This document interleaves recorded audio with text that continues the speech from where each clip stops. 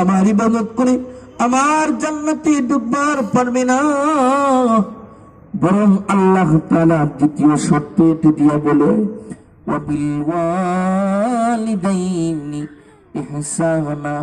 বান্দা, যেরকম ভাবে তোর আব্বা আম্মা তোর উপর অনুগ্রহ করেছে, যেরকম ভাবে ছোট্টবেলায় তোর পিতা মাতা তোর উপর অনুগ্রহ করেছে, আমি আল্লাহ বলছি বান্দা তুই এখন বড় হয়েছিস, জান্নাত যদি পেতে চাস তাহলে আব্বা আম্মার খেদমত কর, আব্বা আম্মাকে সন্তুষ্ট কর।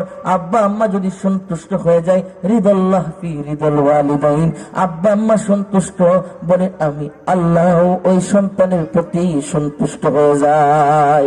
সুবহানাল্লাহি ওয়া বিহামদিহি। আমরা কি করি? আমি বড় হয়ে গেছি, চাকরিজীবী, এখন বাপদের বনি না। বাবা আজকে একটু কষ্টে থাকে, আজকে বাবার কথা চিন্তা করি না। নিজেকে শিক্ষিত মনে করি, বাবাকে বাবা বলে পরিচয়টা পর্যন্ত দিবার পারি না। শ্বশুর বাড়ির লোকজনদেরকে বাবা বাবা বলে মুখটা বড় করে ডাকি, কিন্তু নিজের বাবার ইজ্জত তার কদর আমি সন্তান হিসেবে করতে পারি না। বাবা তুমি সন্তান হিসেবে তুমি কপাল পোড়া, তুমি মাকে কষ্ট দিয়েছো, তুমি কপাল পোড়া।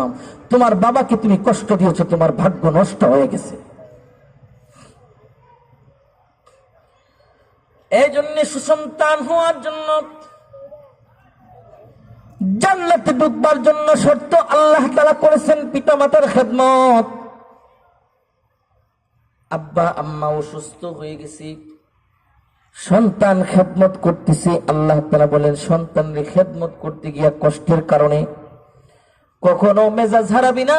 ফালা তাকুল লাহুমা উফ, কখনো তাদেরকে উফ বলে আওয়াজটা পর্যন্ত করবি না। ওয়ালা তানহারহুমা ওয়া কুল লাহুমা কাওলান কারীমা।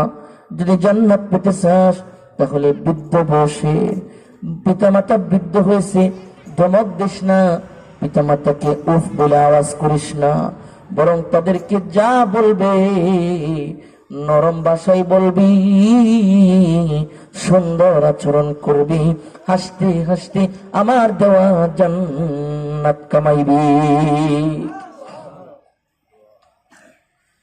যারা আব্বা আম্মার খেদমত করে তারা খুশ নসিব। যারা পিতামাতার সাথে ভালো ব্যবহার করে তাদের ভাগ্য ভালো।